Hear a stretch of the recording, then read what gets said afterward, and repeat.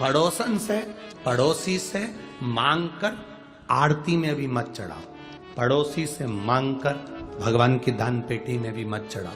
ए जीजी देना, मैं बाद में दे दूंगी। काका जी देना, मैं बाद में दे दूंगा। मामा जी देना, मैं बाद में। 1 रुपया मांग कर दान पेटी में भी मत चढ़ाओ, आरती में भी मत चढ़ाओ।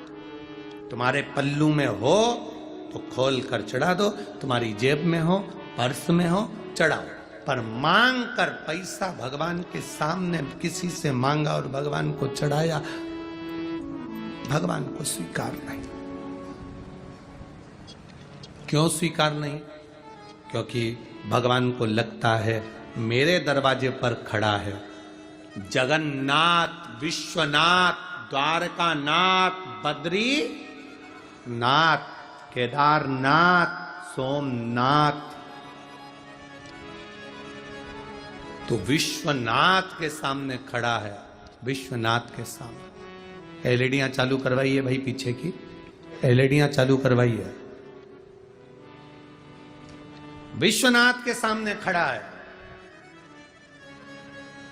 और विश्वनाथ के सामने, सोमनाथ के सामने, केदारनाथ के सामने, बद्रीनाथ के सामने, द्वारकानाथ के सामने, जगन्नाथ के सामने खड़ा होकर दूसरे से मांगकर फिर तू दे रहा है।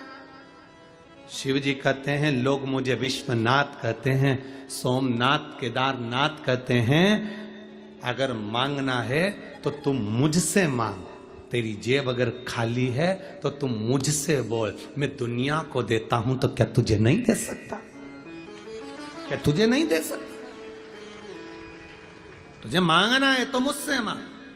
मुझसे मांगेगा मैं तुझे दूंगा, दूंगा तब तू समर्पित करना। भगवान से प्रार्थना करो, भगवान ऐसी कृपा करना, ऐसी दया करना।